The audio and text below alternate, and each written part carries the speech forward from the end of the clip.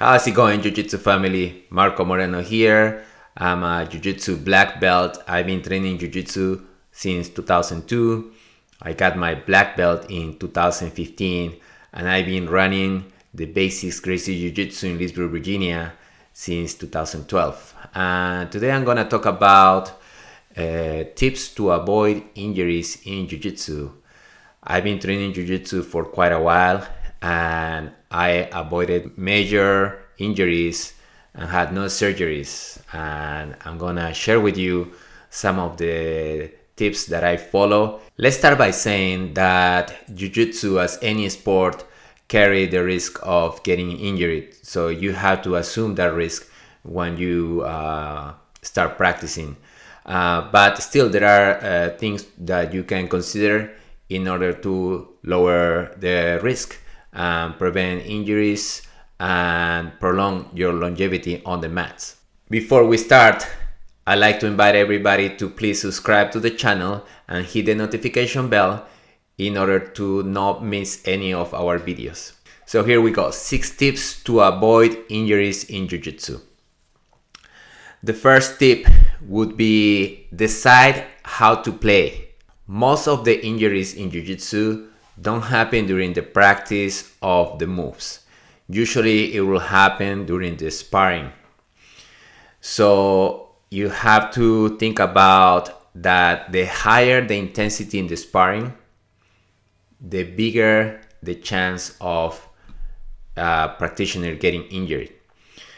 So by deciding how to play the game, you can lower the intensity of your sparring session and therefore minimize the risk of getting injured. For example, myself, even though the overall goal in a sparring session is to submit your opponent, sometimes my goal is also to learn from the sparring.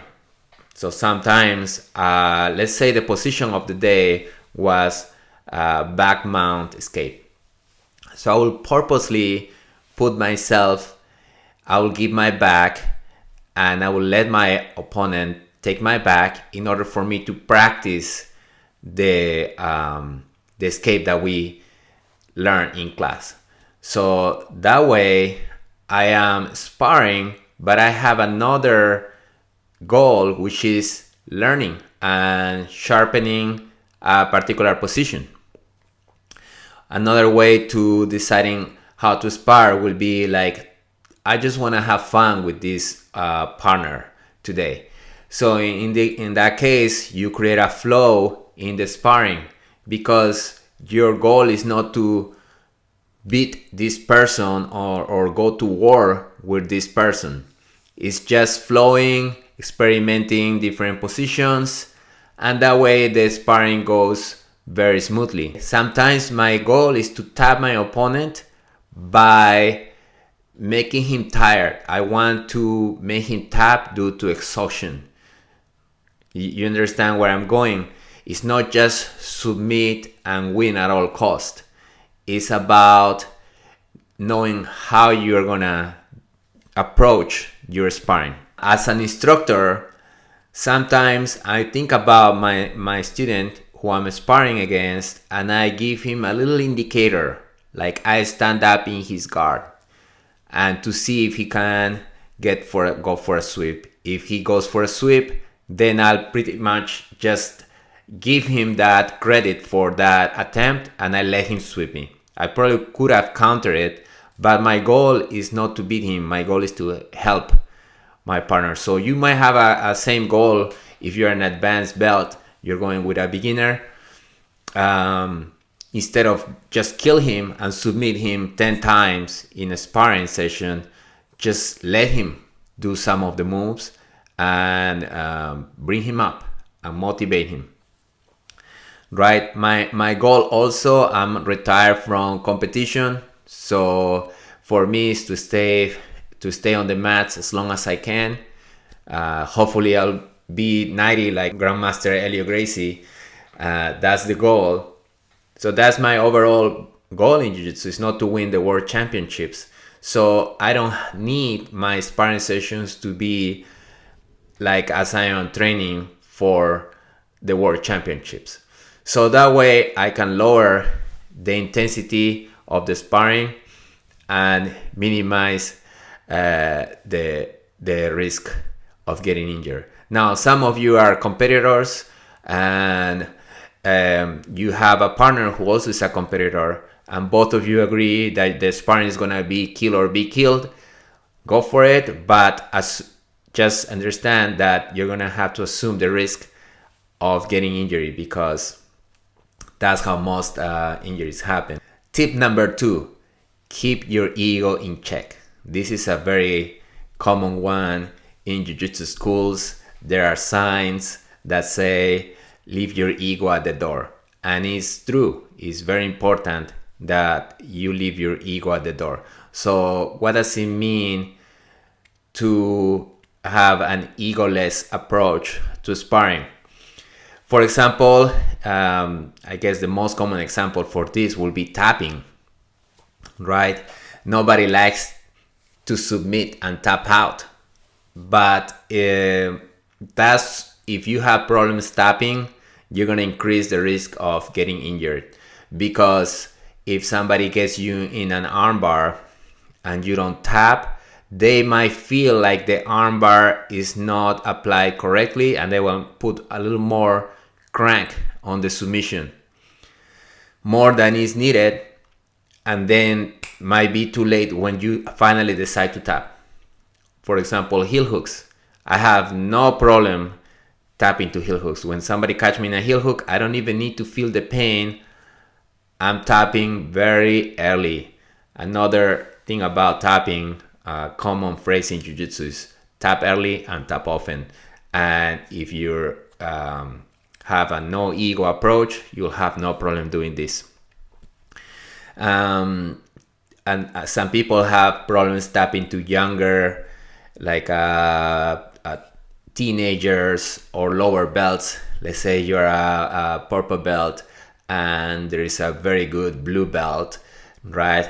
And if they catch you, you feel like you shouldn't be tapping to a lower belt, but it's totally okay. That there are cases like that. There is a blue belt who is much physically stronger, or it's just a phenom, right? So you should have no problem tapping to lower belts, tapping to students who are younger than you. It's the most common thing. It happens all the time. Another thing about keeping your ego in check would be sometimes when applying submissions. I'll give you an example. One time I got a guy in a triangle and he stacked me, right? And I did not let go of the triangle. I probably should have. And I tapped him out. He tapped out. I remember that he stacked me. I kept the triangle. I roll on my neck. I end up on top and I finish it on top. And I was happy that I submit him. But I knew I messed up my neck when he stacked me. And the next 2 weeks, I couldn't train because my neck was messed up. Going back, I felt like I should have just let go of the triangle and saved my neck. I think that would have been the most wise approach to keep my body safe. So that's things that you learn along the way to keep your ego in check, okay?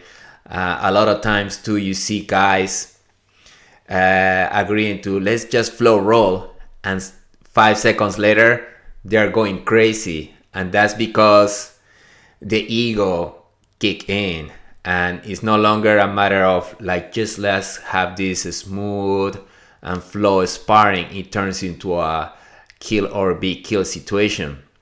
So you have to, when you have a guy who's bringing the fire on you, you have to have the composure, and you have to check your ego in a way that you can lower the intensity. So when they roll with fire, you roll with water, and therefore becomes a pleasing experience. I remember one time Hidon Gracie talking about when you are going with somebody who's going super hard on you, to give them the arm and let them tap you, and that's when they're gonna calm down. It's a very hard thing to do, but it works. Okay, for the long time I had a problem with one guy who I'll be like, I'm never gonna give this guy my arm, but our sparrings will always be very intense, you know. So that's some things that we learn to check our ego. I have a student, my student Larry.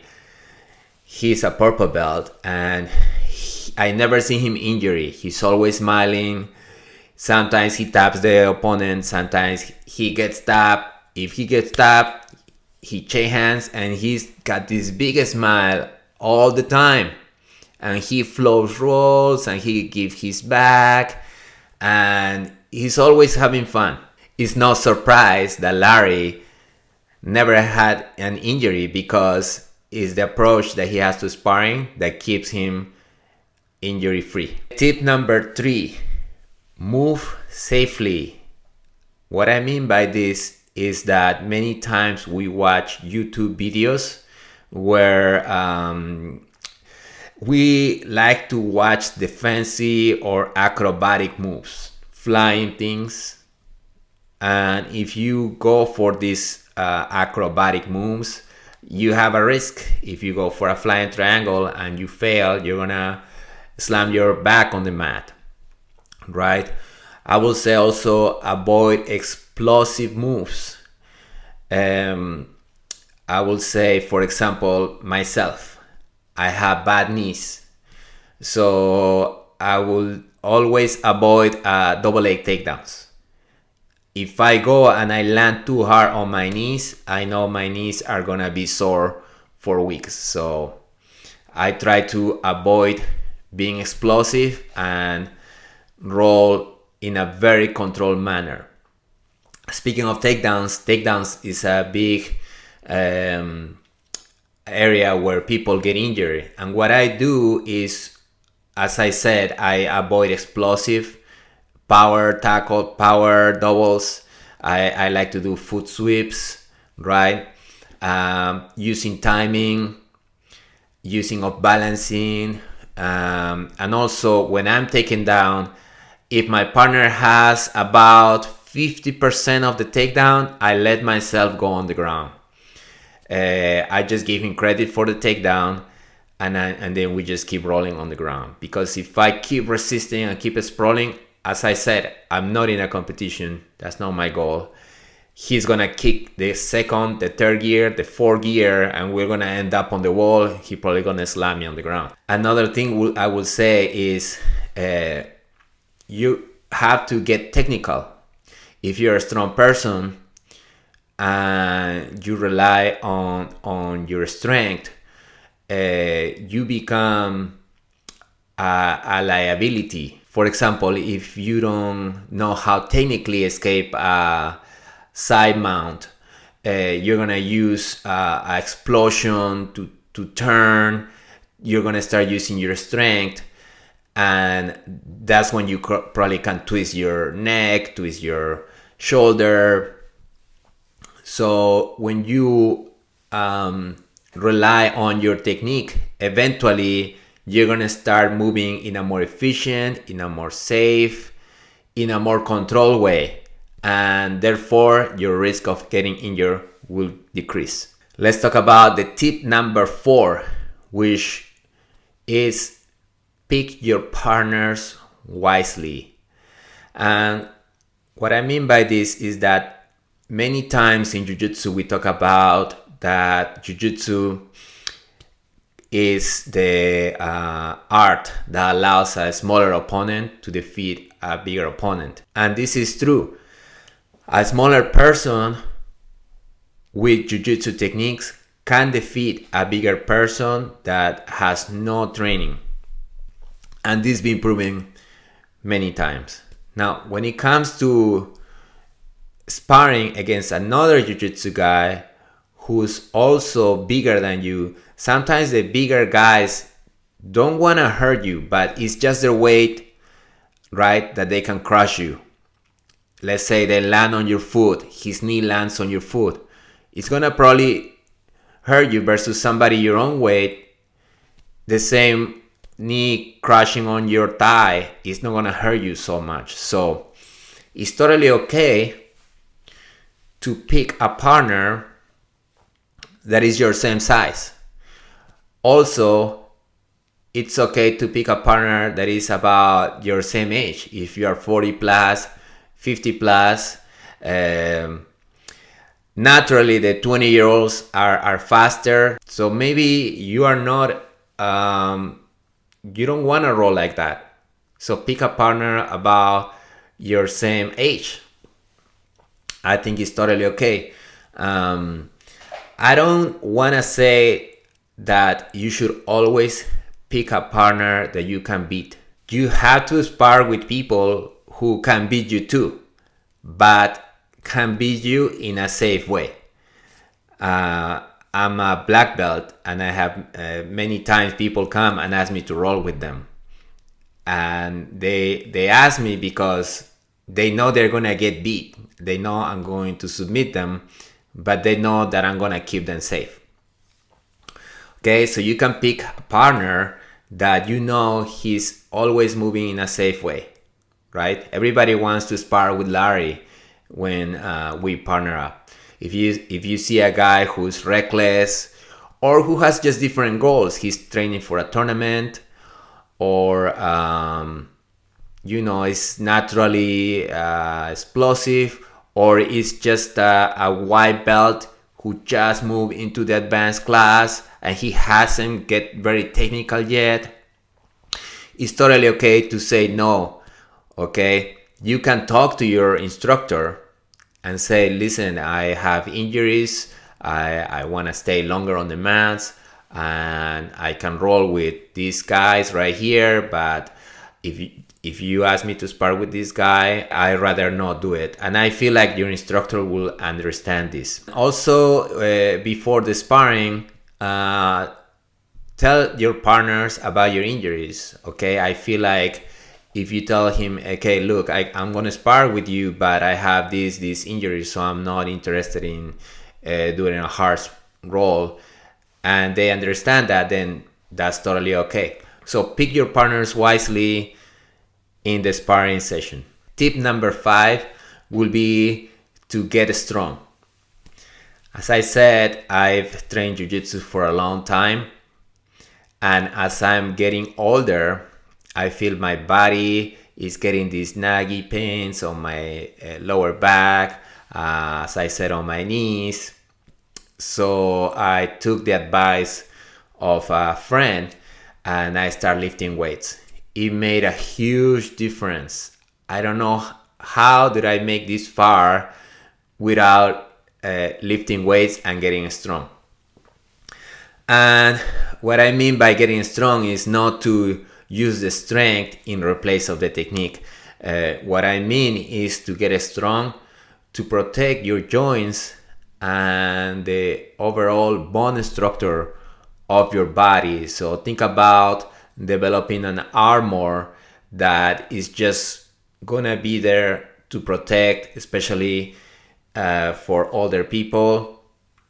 You are definitely are gonna see an impact on your sparring, where you're gonna feel like you are a little bit safer sparring because your muscles, your body strength is protecting you from injuries. So I recommend everybody to start a lifting routine, get strong, and yes, Jiu-Jitsu is the triumph of human intelligence versus brute strength. That is true, but we are talking about long term of practice, and you have to do what it takes to protect your body and accept the benefits of getting strong.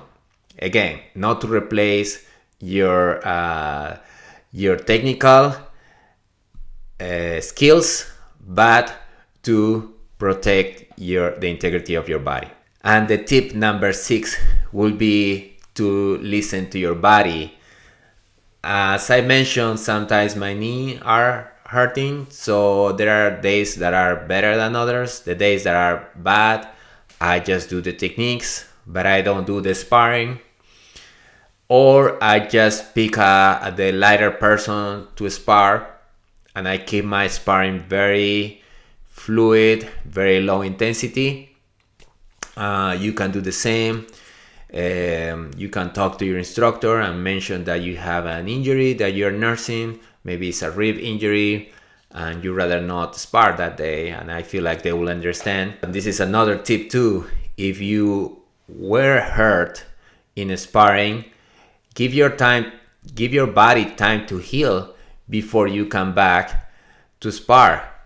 I remember a friend who had a rib injury, and a week later he will come back and be like, yeah, I'm good, and all of a sudden we'll hear again, and then he'll hurt his ribs again, and he was always hurting. This is the same injury, and finally he took a few more months, and he recovered 100%, and then he came back, but he kept re-injuring his ribs, and what he was doing was just making the time off the mats even longer. So it's totally okay to take some weeks off. If you are injured, you still can watch videos. This is a perfect time to watch videos. You still can go to the class and watch the class. You'll be surprised how much you can learn by watching your partners spar. You get a lot from it. Study your videos, do solo drills, but I would say do go to the class and just stay there and just be around Jiu-Jitsu. But at the same time, you have to restrain yourself from not going to spar, because you don't want to hurt worse than you already are. Okay, so if you're injured, give your body time to heal. If you are feeling better, I will say do your warm-ups before sparring and come back slow. You don't have to come back and start sparring super hard. Okay, again, pick the partners who love sparring slow, lighter partners, and then you can start testing the waters if you can go a little harder, until you feel 100% comfortable that your injury is not gonna get worse. All right, guys, so there you go, 6 tips to avoid getting injured in Jiu-Jitsu. If you have more tips of how to avoid injuries in Jiu-Jitsu, I love to hear in the comments. Again, please subscribe to the channel, hit the notification bell. We have Jiu-Jitsu videos about mindset. We have a Jiu-Jitsu podcast. We have techniques. We have sparring, narrated sparring sessions, and more content to come. Thank you for your support, guys, and I'll see you next time.